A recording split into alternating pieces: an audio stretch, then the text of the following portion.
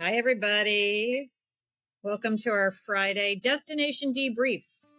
I am playing the soothing sounds of Ireland in the background because today we are here to talk about the beautiful country of Ireland. I will stop now. So, today we are going to talk about Ireland, a stunning destination. Why Ireland? Honestly, why not Ireland? It is such a fantastic place for culture and for outdoor activities. And sometimes you get one or the other, or one, and then you have to travel a long way and go to the other. I really think that Ireland is just a super, super special destination because you can have really charming towns and villages and the beautiful city of Dublin. And then very shortly, you're sort of out in these beautiful rolling hills. I love the ocean. I'm a water person.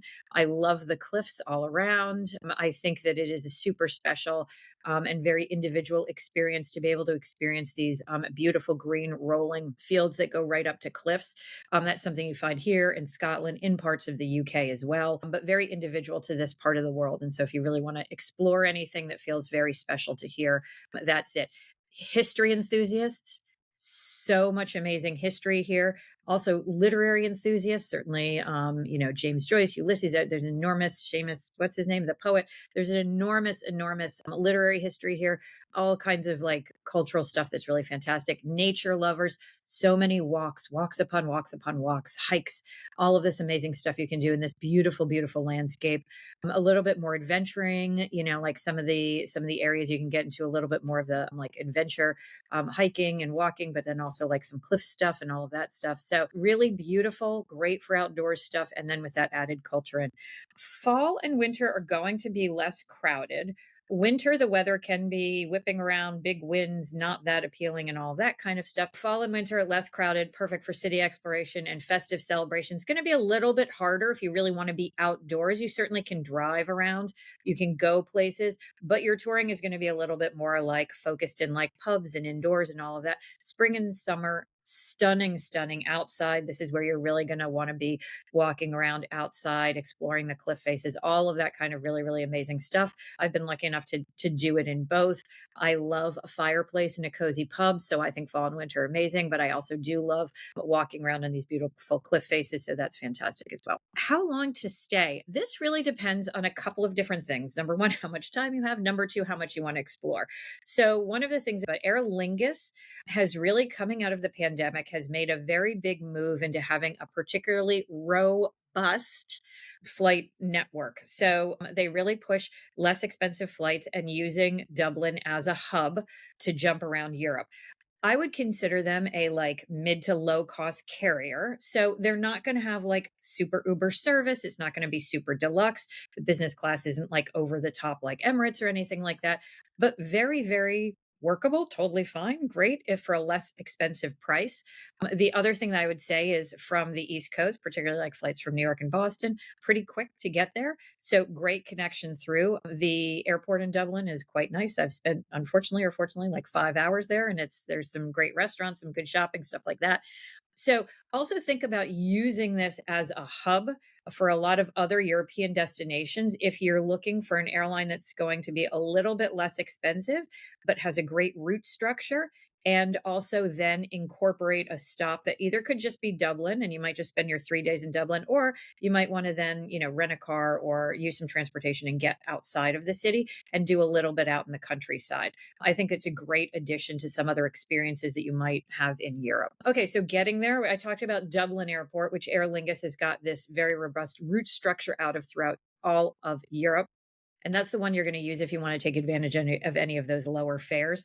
But if you want to travel around either from other places in Europe, in and out, or if you want to come from the US and sort of do a route through, some of these airports are going to work. Not all of them are international, but there are a couple of options of different airports if you wanted to do a like through trip and not double back around to Dublin. Is a car required? This is a fantastic question. Ireland does drive on the opposite side of the US and Canada, and honestly, most of the world is just.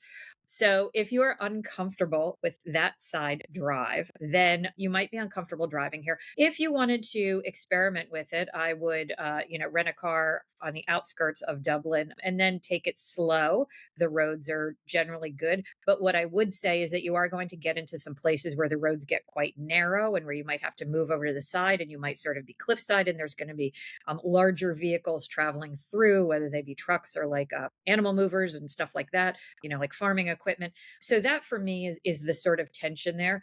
So I have a lot of clients who say that they absolutely don't want to drive because they're not interested in, say, the other side drive, but also because they're just not interested in that kind of what could be very stressful for them on a vacation when they want to be really relaxing. Ireland's bus and rail system are great for traveling between cities. It actually is a pretty easy country to get around. We're not even talking about Northern Ireland on this debrief, but even to go up there, I've taken the bus up there and it's actually quite pleasant and you get to see a lot of the landscape.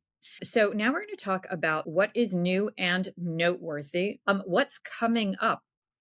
The Leinster is just opened this last month. The Chancery is opening next month. These both look like beautiful boutique properties. And the Hoxton, if you know me, you know I love my Hoxton brand. They are opening sometime the first half of 2024. Really excited for that. Dublin hasn't had anything like the Hoxton up until now, so this is exciting. But I also think seeing these openings speaks to the fact that Dublin has actually used to be, I'm not going to say a stagnant, but maybe I'll say stagnant. It used to be sort of like for a long time, there wasn't a lot of change in Dublin. Lovely city, but not a lot going on. I've been lucky enough to spend a little bit of time there over the last 2 summers. And I found it actually like has really like the entire experience of Dublin has really upticked. It's a lot more dynamic, a lot bigger food scene, a lot of great hotel renovations, a lot of great hotel openings, a lot of stuff going on there. So if you were in Dublin, maybe like, 10 to 20 years ago, and you're like, it's a little boring, I would say come back again and take a look at what's happening now. It has a very refreshed flavor, feels like it's going through a renaissance. So super exciting. So Dublin, as you can see here, it's situated on the eastern part of the island and it's a big hub. I kind of love looking at this because very much like London, it follows sort of the ring road. So you can see all of these roads kind of lead out from Dublin. That's always going to be your real like center of everything.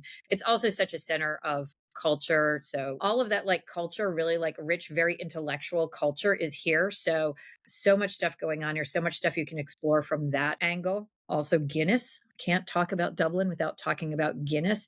The Guinness in Dublin does taste very different. It feels different. It is a delicious drink anyway. I'm a big Guinness fan, but having it in Dublin is literally like a signature experience. If your clients are at all interested in that, to me, the same way when you go to Scotland, you really want to go to a distillery and have scotch. When you're in Dublin, you really want to go and have your Guinness experience there. Things to do in Dublin. Trinity College is generally one of the highlights. The Book of Kells. This experience has actually been closed for, I believe, the last 2 years, the last year and a half or something like that. I did check online. It looks like it's completely open again now. But after Notre Dame burned down in Paris, the Trinity College realized that they had a bit of an issue because this building is sort of similar era and filled with books, and their fire and safety stuff perhaps was not what it could have been. And after the Notre Dame fire, they took that very seriously, so closed down and didn't do, I wouldn't say a renovation, they didn't change the interior, but they did like fire and safety precaution measures to make sure that this collection will stay around. I will also say, if you have kids, this is a highlight, and make sure that they see the movie. It is an animated movie called The Book of Kells. It's won a million awards. It's a very, very classic sort of arts animation piece, but also just a really lovely, lovely story. So I do think that Ireland is great for families, particularly families with young kids. There's lots of places to run around, lots of things that they can be interested in. And this, for me, is a real linchpin in that, making sure that they watch the movie Book of Kells ahead of time and then go and visit Trinity where they can see the Book of Kells. Super, super special. Dublin Castle, of course, castles all throughout this area. Hewling Gallery, beautiful arts here. We mentioned all the writing, but also gorgeous arts collections. The Museum of Modern Art is great. It focuses on Irish artists, which there are a lot of. So great, great collection. where to eat and drink. These are all fantastic places. I won't go over each one, except for I will go over Cornucopia, which is vegan. There are a lot of vegan options popping up, of course, all over the world, but here in Ireland as well. So great to know that there are options for lots of different travelers here, which I think traditionally we don't think of Ireland as being that dynamic in the food scene. I'm going to start with the Conrad. This is actually the original Conrad. If you don't know the Conrad brand, Conrad is a high level of is the like most luxury in the Hilton brand, other than their other brands, so their Waldorf Astoria stuff as well. But Conrad is actually named after Conrad Hilton. This is a beautiful property, really, really well located, right across from like the main square there. One of the things that I like about it, it's quite large. The decor has been redone, and it is very. They have continuity across all of the room types in terms of size of rooms and also the decor, and that is meaningful if you're ever planning groups, because when you plan a group, you don't want to have everybody in all of these different room categories. And here in Dublin, a lot of the hotels were previously something else and then converted, so you can have a lot of wonky room categories, and it's hard to get continuity across categories. So I love this for that. Also, they have a great restaurant, great coffee shop that actually has a little bit of an outdoor space behind it and right off the park. Really beautiful spot to stop and have a coffee. Really pretty hotel. The decor, they did a really nice job using like very light colors, but also engaging with like very, you can see the wool throw on the end of the bed, very traditional Irish accents. And again, super centrally located, but in a sort of green area. So it doesn't feel like you're closed in by anything urban, but also still feels very centrally located. The Dill in Dublin, this hotel is actually located in one of the very luxe high-end neighborhoods of Dublin. It's surrounded by these beautiful brick houses. It actually is one of these brick houses itself that has been built onto. This is where all of the movie stars live, film directors, where the sort of, luxury sort of neighborhood in Dublin is. So when you stay here, you really feel like you're staying in a neighborhood. But you're only 2 blocks away from one of the main thoroughfares that actually takes you through to the square, and you can walk through and go to the area that is like the all walking section with tons of shopping and restaurants and everything. So very well located. And also, once you hit up walk 2 blocks that main thoroughfare, there's great pubs right along there, great restaurants. I went out there a couple of times and had a great experience every time. The concierge here is fantastic. Really great about giving great restaurant recommendations, and making sure that they're there for you 110%, including when your luggage gets lost. So I have to say the service here is exceptional. They've gone through a full refurb. This hotel looks very tiny from the front, because it is just a house in front. And then you go inside and it actually is almost 100 rooms, which is really quite surprising. This is one of the ones though where there's a lot of difference in like room categories and where the rooms are located, because it is a little bit more labyrinthian because they had to build on in the back. It has a beautiful restaurant out front. The front is surrounded by hedges. So when you're sitting outside at the restaurant, you're a little bit closed off from the street, but you can still see everything that's happening. Very quiet street. Again, this is a neighborhood, but very close to everything else, and has a fantastic bar that lots of people come to because it is this super cozy indoor space with a little bit of outdoor space. Very popular in this neighborhood. So one of those places where you get locals and people who are staying at the hotel, which is super special. I just think that this is like a great hit no matter what, because you feel like you're really having this Dublin local experience, but you're really in the middle of everything. The InterContinental Dublin, I had to talk about this one because I think that this is for a lot of people, but they don't know it's for them. So again, Dublin's very small. The InterContinental used to be the Four Seasons for a couple of minutes. So if you have somebody who said, "Oh, I stayed at the Four Seasons Dublin," this is actually the hotel they're talking about. This is located on the edge of town. So it is about, honestly, I walked it and it was only about a 25 minute walk into town. And then I took a car on the way back, and it was maybe a, 10-minute car ride, 7-minute car ride or something. The InterContinental Dublin is located sort of on the edge of town. It is a beautiful property. It is much bigger than anything you're going to find in town. Because of that, it has this enormous, beautiful garden that you can eat in, hang out in, do whatever. Also, really interestingly, it's right next to a very lauded horse stable and horse training area that does once a year host a very large horse competition. But it shows you the kind of land that they have out here, only, again, a 20-minute walk outside of the city. This is just an area that's going to feel a little bit more like that classic old world experience outside of Dublin, but you're so close into Dublin. So I would use this property for anyone who's maybe doing this as a stopover before they go back to the US. They don't have a ton of time. They don't want to get out of the city, but they want to have a little bit more of a relaxing experience. They want to like be a little bit more in this, feel like they can be outside in the garden and everything else. Anyone who's really into horses. And then the level of luxury is just stunning. The restaurants are beautiful. See, the rooms are quite pretty and very voluptuous, but the internal space is beautiful carved wood, really very classic, but lovely. So I think this is a really special spot for somebody who wants a little bit of space, doesn't want to be dropped in the middle of Dublin, but it's still so ridiculously close because, again, the city's quite small, that I thought that this was just like I had a lovely afternoon here just sitting out. It was actually a little bit cold out, but the sun was coming down and we sat out in the garden and it was just like a little bit magical to be able to be so close and yet feel like you were away from everything. The Fitzwilliam Hotel sits right smack in the middle. It is right across from the park and then right around the corner from where all the streets become walking streets and you can walk around and everything else.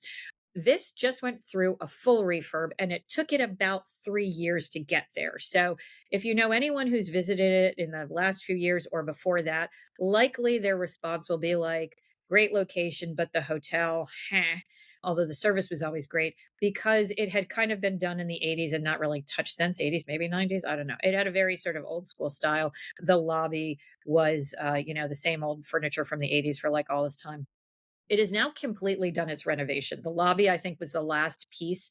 They faced a lot of slowdowns after COVID, getting the stuff that they needed to finish it, but it is now completely done. They did a beautiful job on this renovation. Absolutely gorgeous. You can see it's got this really nice contemporary style, but still feels very Irish, really beautiful. They also have some absolutely gorgeous suites. Really stunning. If you have any clients who are looking to suites, they also have some that have outdoor space. If you imagine a very traditional old building in this area, when you build up and then the roof starts moving back and then they have the little setbacks, they have some rooms that have outdoor spaces there, which is really beautiful because you're actually overlooking the park, and then this way you can overlook sort of what's happening down the road. So lots of different options for interesting rooms. The other thing that I will say about this property after its full renovation, they do like a tea in the lobby. It's just like a really contemporary. What was I going to say? Oh, the some of the rooms were done at different times. So this is like the most newest of the rooms, but some of the suites have different orientations. So there's one suite that they use for like a lot of the people who perform at the arena, like music stars and stuff like that. So it's really built out and has a full dining room and everything else. So you could do some cool experiences there. But this, I think, is a great one for somebody who really wants to be in the middle of everything. It usually prices a little bit lower than some of the other options, just because I think it's coming off of this renovation and it's been being renovated for so long. People are just now, this will be the first year, I think, that it's fully renovated and people are just sort of coming around to that. So really fantastic. The Merrion I wanted to talk about because the Merrion and the Shelbourne are two that come up frequently. They're very similar and they're very similar in style. They have this very classic, you can see here, this very like, sort of flowery luxe, very elegant, but very traditional style. It might not be for everyone, but it is for a lot of people here because they really are looking for this kind of very traditional luxury experience and both do it very well. It can maybe sometimes seem a little bit precious for some clients, but for other clients, they're going to be like, this is exactly what I'm looking for. This is the kind of experience I want because this is what I envision in this space, this grand space. The beautiful restaurant. This is another fantastic pick, great location. We're going to now cruise. We're not going to cruise. We're going to drive. We're going to take the bus over to Galway. Here you can see where Galway is. If you can imagine, Dublin is over to the east of it. It's about a 2 hour and 45-minute drive from Dublin to Galway. If you're going straight, if you're going to take the bus, it's probably going to take you a little bit longer if you wanted to do that here, or any other options. But Galway, here you can see it is a harbor city. Dublin, is close to the water as well, and it has the river system going through it. But Galway here is like really right on the harbor. Again, has like a lot of history here. It's really beautiful. This is where we start getting into like really traditional pubs and all of that. Oh, it has the Latin Quarter here, which is super special, a little bit different than some of the other areas of Ireland. But this is going to be like a very great cultural stop for people who want to get beyond Dublin and feel a little bit more traditional Irish feel, which I think Dublin has, but like Galway has it a little bit more.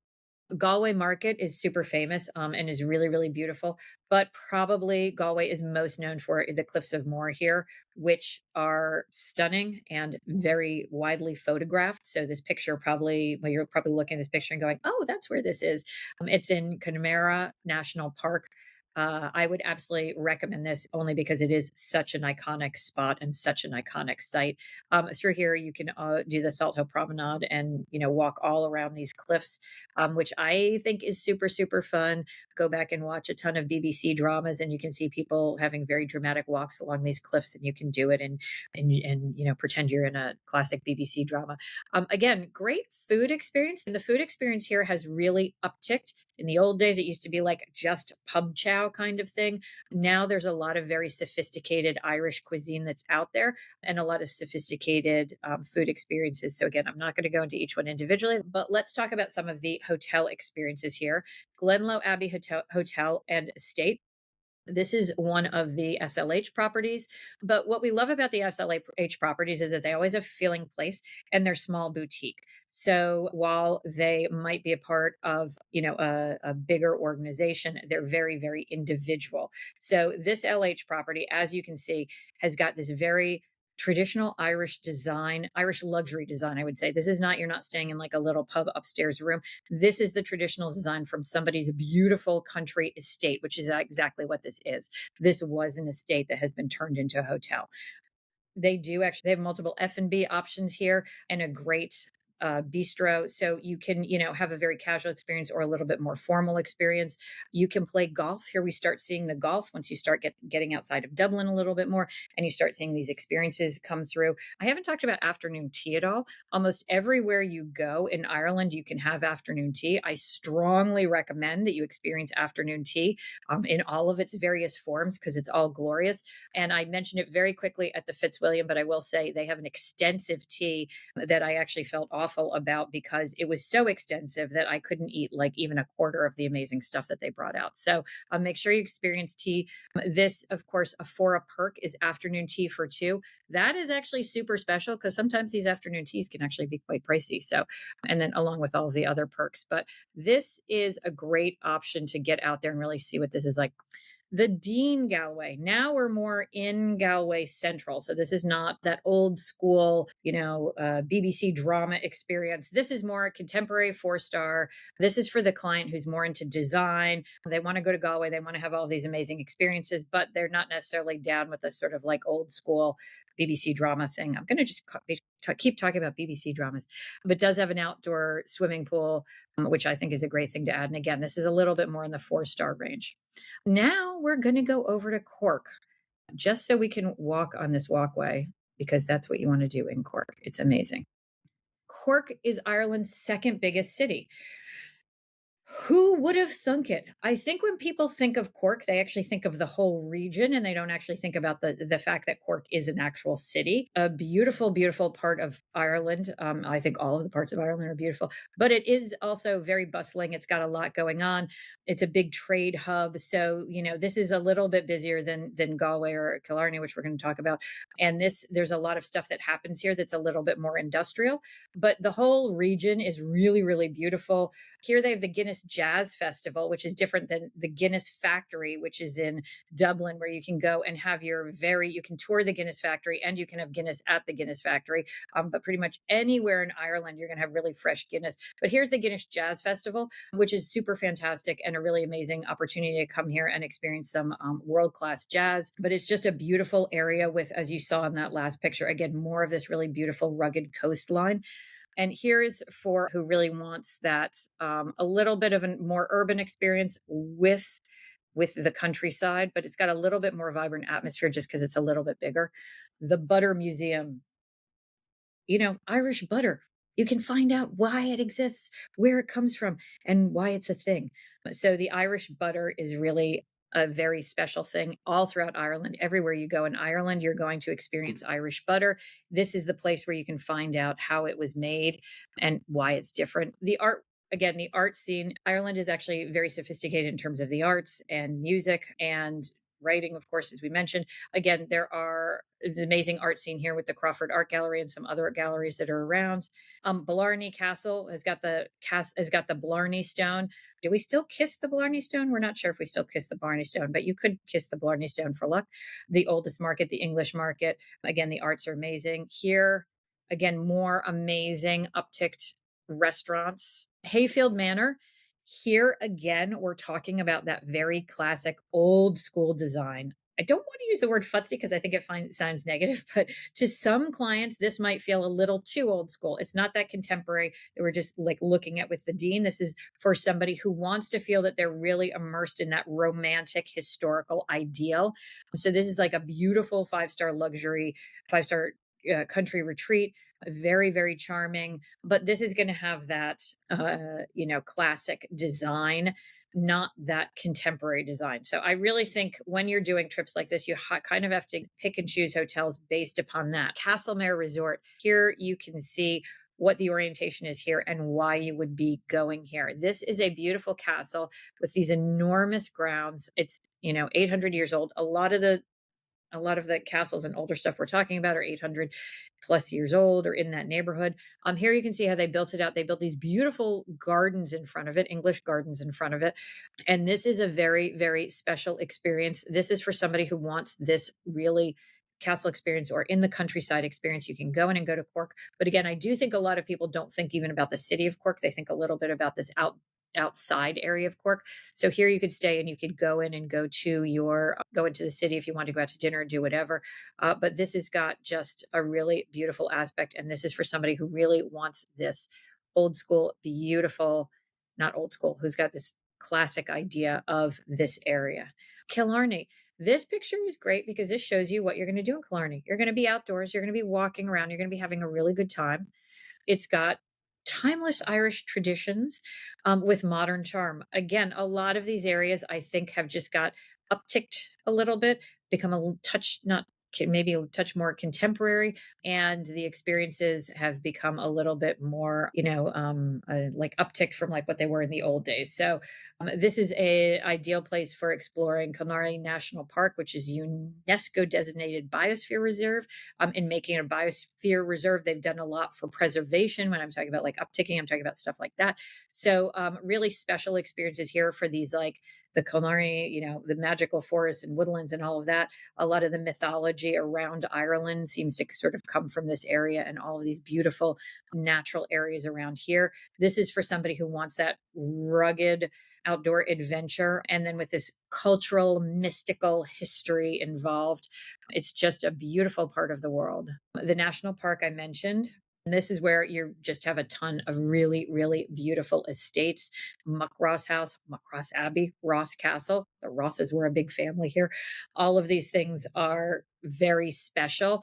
And you're really going to immerse yourself in this kind of wild historical luxury. Again, the Mad Monk. I love that. I just love the name, the Mad Monk. But anyway, Mad Monk, the Peregrine, all great food experiences here. Killarney Park. This picture of this room, I think you can see what this structure looks like from the outside, because here you're up in one of those eave rooms and with the beautiful window there. But look at how nicely they have really embraced this traditional architecture and made it contemporary. I think they did a fantastic job here. You also have a bunch of golf courses in this area, which you can go and explore. Again, golf traditionally is from Scotland and Ireland, although somebody told me something weird lately about where it actually comes from, but who knows? So this is an area where, you would relax, have your like great outdoor experiences during the day, come back, go out to dinner, have dinner in, and just be able to really enjoy. Aghadoe Heights Hotel and Spa. I haven't talked much about spa, but spa, after you've done these amazing outdoor days and you've walked around and you've done your hiking and your biking, your fishing and all that stuff, to have a spa treatment feels such an amazing treat. To me, this is a great opportunity to have some really beautiful, relaxing experiences in a gorgeous environment where you can engage with spa and all of these other things that are on offer. Here, they have a great piano bar. I love piano bars. A great lounge, all this other stuff. You can also go out to dinner, do whatever you want. A luxury retreat overlooking lakes and mountains. So, again, this is for somebody who wants to go and be in this environment for a couple of days, enjoy a little relaxation with everything that the outdoors has to offer. The Europe Hotel and Resort, this is a more contemporary one. This one we wanted to put in here to just show some of the different options because there are contemporary options out there. This one is located a little bit closer to into not into town necessarily, but it's easier, a little bit easier to go out and go to restaurants and all that other kind of stuff. But again, for your luxury leisure activities. But this is for somebody who might not want that super classical, old school decor. And now we're going to go away from all of these things and talk just about countryside castles because I do think that this is what a lot of people have in mind when they want to go. Countryside castles, you have a little bit more flexibility because you can book them as you would a normal hotel. And this really is the quintessential Irish experience. This is that image that a lot of people have in their minds when they imagine a trip to Ireland. It's luxury and heritage and history on sprawling estates. It's really beautiful. Dromoland Castle. This is the historic experience with lush amenities. You can see what it looks like here. It's got a moat road. Looks like a moat. Is it a road? Is it a moat? Really old world charm. It's got the spa situation. It's very close to the West Coast, so it's got that beautiful ruggedness outside.